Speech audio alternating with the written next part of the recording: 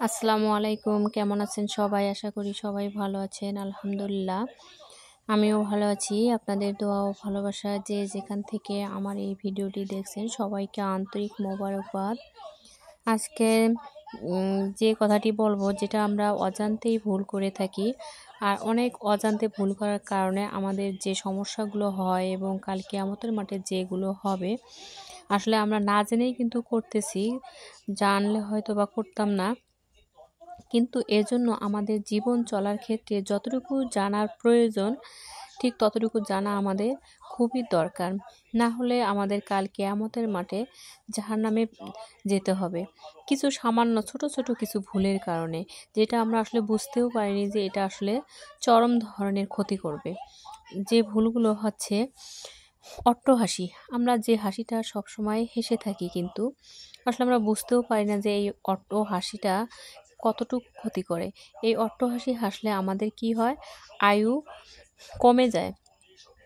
তারপরে ব্যক্তিত্ব নষ্ট হয়। যে আমাদের মানুষের যে একটা ব্যক্তিত্ব থাকে, সেটা কিন্তু আর থাকে না অট্টহাসির মাধ্যমে। আর একটা হলো, এটা মৃত চিন্তা থেকে গাফেল থাকারও আলামত। আর একটা মানুষের মৃত চিন্তা তাকে ভিতরে ঢুকতেই দেয় না এই অট্টহাসিটা।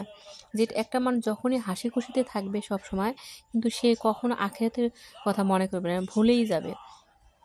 এই জন্য আমাদের অট্টহাসি হাসা উচিত নয়। আসলে আমরা এটা জানিও না যে অট্টহাসির মাধ্যমে আমাদের এত বড় ক্ষতি হবে। আরেকটি হচ্ছে, আমরা মানুষকে যদি কখনো দান করি, সেটা মানুষকে দেখিয়ে দেই, মানুষ যাতে আমাদেরকে দানশীল বলে, এটাই আমরা চাই। কিন্তু আসলে এটা ঠিক নয়। আমরা এমনভাবে, যতটুকু আমাদের সামর্থ্য আছে, এমনভাবে দান করব যে দানটা আমাদের ডান হাত থেকে বাম হাতও যেন বুঝতে পারে না দানটা, তাহলেই আমাদের জন্য এটা সুফল বয়ে আনবে। আর যদি আমরা মানুষকে লোক দেখানো যদি দান করে থাকি, তাহলে এ দান কোনো কাজে লাগবে না। কাল কিয়ামতের মাঠে আল্লাহ তাআলা বলবেন যে তুমি তো চেয়েছিলে, যে তুমি কী চাও আমার কাছে, তুমি তো চেয়েছিলে যে আমি দান করি, তুমি একজন দানশীল, সবাই জানুক বুঝুক, সেটা তুমি চেয়েছিলে, সেটা তো পেয়েছো। সবাই তোমাকে বলতো দানশীল, বড়লোক, এটাই তো বলতো।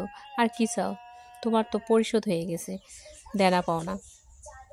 এজন্য আমরা এমনভাবে দান করব যেন দানটা ডান হাত থেকে বাম হাত তো বুঝতে না পারে। আর যে অট্টহাসির কথা বললাম, আমরা যেটা প্রায় করে থাকি, একটু হয়তো হাসির কথা হলে আমরা অনেক জোরে হেসে থাকি, কিন্তু এই হাসিটা কতটা ক্ষতিকর আসলে এখন আমরা মানে যে সময় আমরা এটা বুঝতে পেরেছি যে অট্টহাসি হাসা যাবে না, তখন থেকে এই হাসি থেকে আমরা বিরত থাকার চেষ্টা করব। আসলে এই দুনিয়াটা ক্ষণস্থায়ী, এখানে থাকার কোনো জায়গা নাই। আমাদের ভাবতে হবে যে কোনো মুহূর্তে আমাদের লাশ হয়ে পড়ে থাকতে হবে।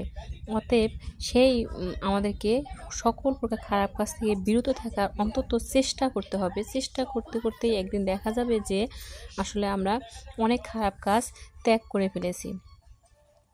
আর যদি চেষ্টাই না করি, তাহলে কি আর হবে? কিছুই হবে না। আমাদের প্রতিটি মুহূর্ত ভাবা উচিত যে দুনিয়াটা ক্ষণস্থায়ী, আমাদের সেভাবেই চলতে হবে। আর সেই বুদ্ধিমান যে ইহকাল এবং পরকাল দুটার জন্যই কাজ করে। ইহকালেও বাঁচতে গেলে টাকার প্রয়োজন, এবং মারা যাওয়ার পর যে আমাদের আমলের প্রয়োজন আছে, এটাও আমাদের করতে হবে। কিন্তু তবে প্রথমে আমল, তারপর হলো পরিশ্রম। সবাই ভালো থাকেন। আল্লাহ হাফেজ। আর ভিডিওটি ভালো লাগলে একটি লাইক, কমেন্ট, শেয়ার